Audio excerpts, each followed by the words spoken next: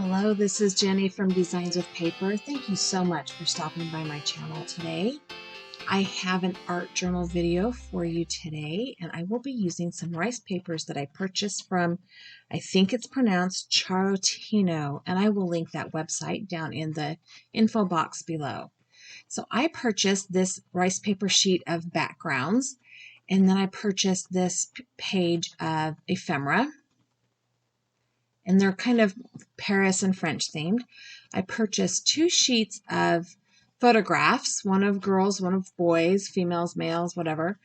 They're very vintage, very Victorian, early century. I love the one with that little boy on the bike. It's super cute. And then I purchased this piece, or this page right here. I feel like that will make really pretty card fronts.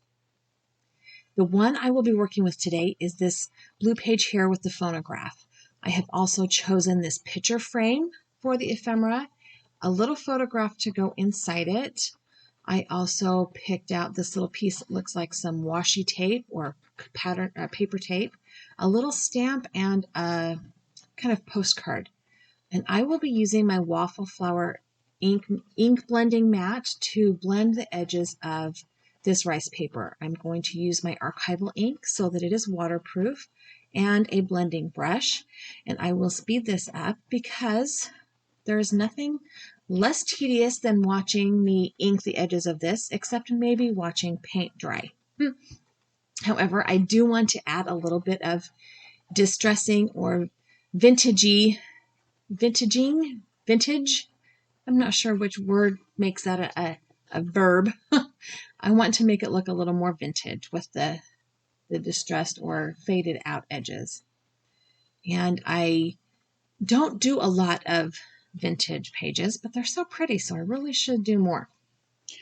My rice paper is not quite as tall as my art journal page, so I have selected this piece of brown pattern paper in my stash, and I've cut it to be the same size as my art journal. And I will just glue this rice paper right onto that brown paper. And really you will only see the top and bottom edge. I did not have a paint that I felt like blended well enough into that rice paper to just put it on and blend it in like I did with the napkin in last week's video. I would have gone ahead and put my craft mat down. It is a super easy to clean surface, just a Teflon craft mat. And I will add some gel medium to the back of this rice paper.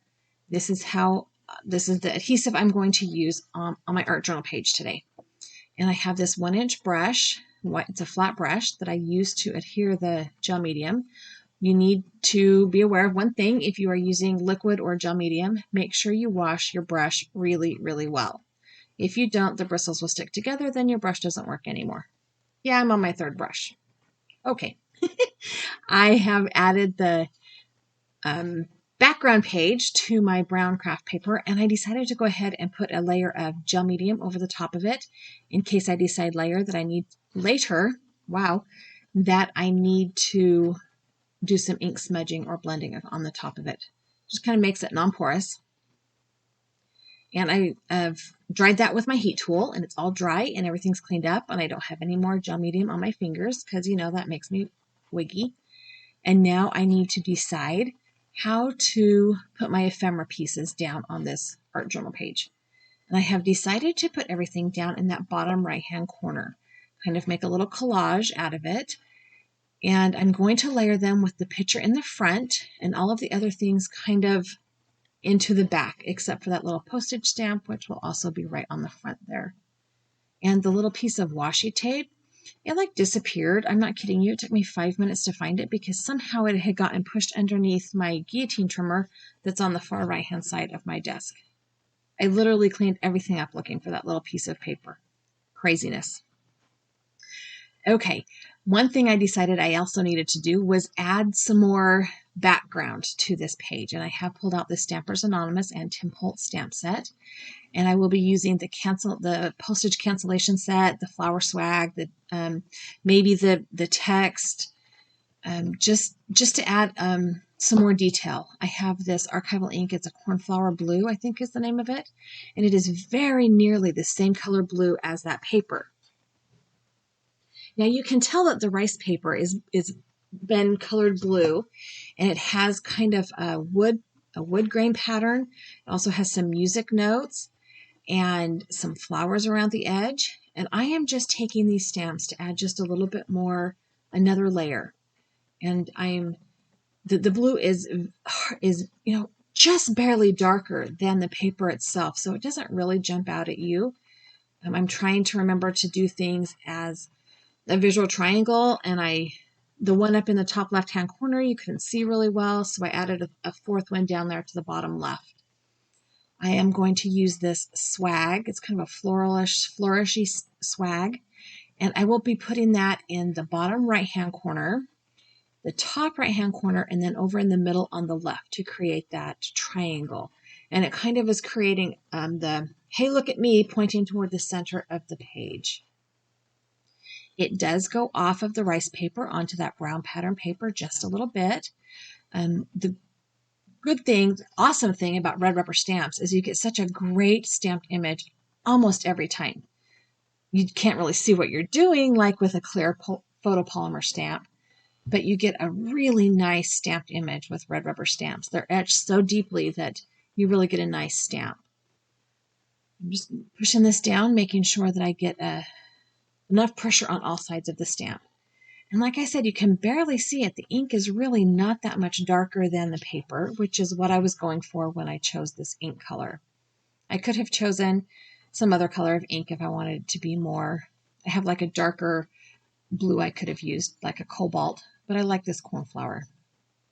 And I decided I would pull that scripty stamp out. Wow. And add just a little bit more. I don't know. It's like, how much is too much? When do you know when to stop? And in my brain, I just kind of stop when I can't see any more of the paper left, I guess. Okay, now it's time to add my ephemera. And I have not used rice paper with gel medium before, nor have I used it with liquid glue before. I've always just used tape runner or glue stick. And one thing that I did not know is that when I put that liquid glue on the back of that little oval-shaped photograph, it was going to pull the black from that frame into the photo.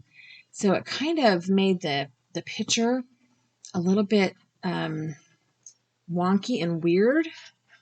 I don't know if that's the technical definition, but it made it a little wonky and weird. Excuse me, got a little frog in my throat.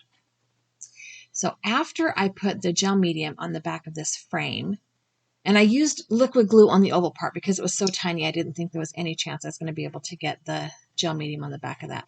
I can see that the picture and the image in the photograph is starting to get a little bit dark, and I thought maybe it was picking up the stuff on the background page. So I pulled this photo frame card up and added it to a piece of lightweight cardstock,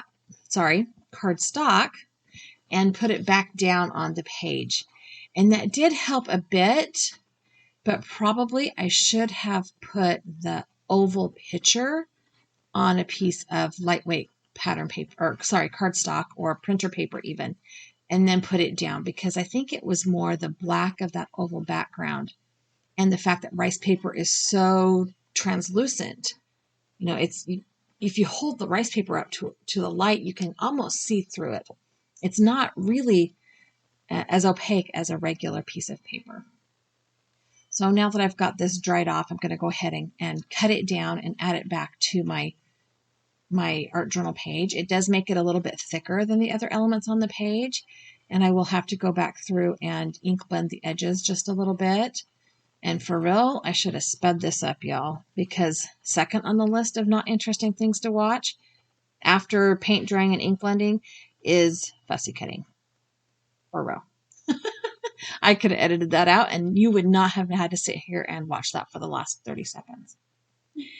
Anyways, I will go ahead and put that back down there, and it does kind of help it be a little bit less see-through. It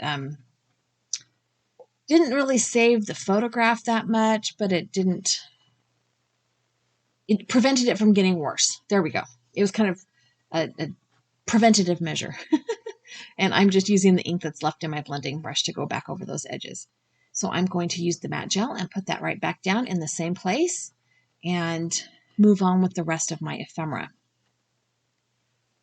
Now I know that when you're using gel medium and rice paper ephemera, you probably need to back it.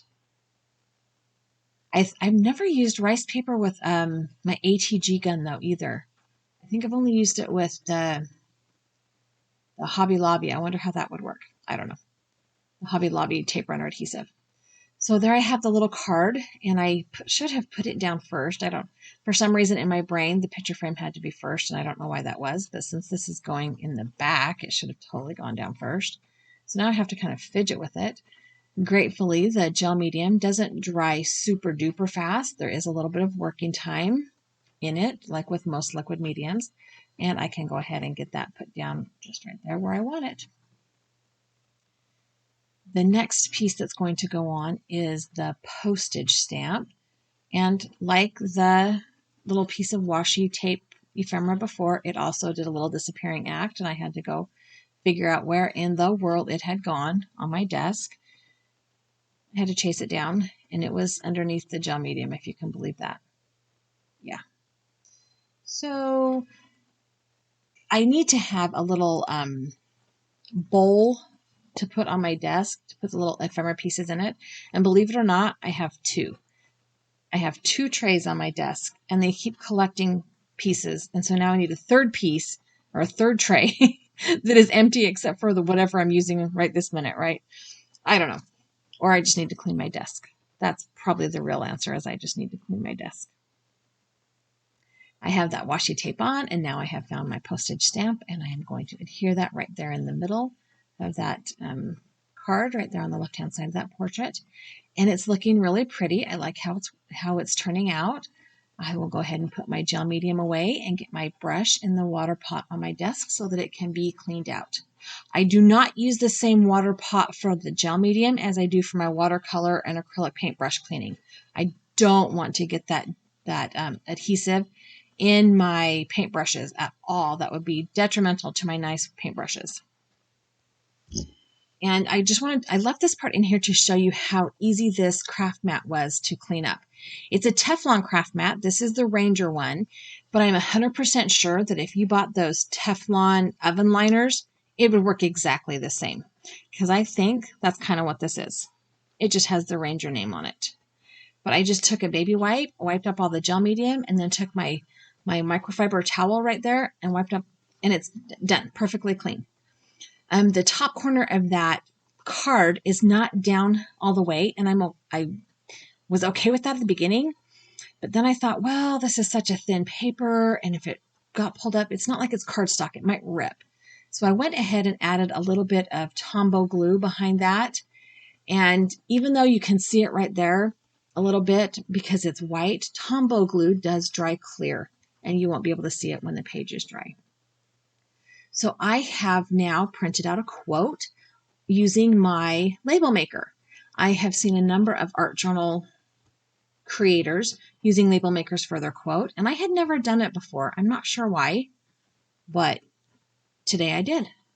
And the quote that I printed out is, I don't know. We'll have to read it together because I put my art journal away.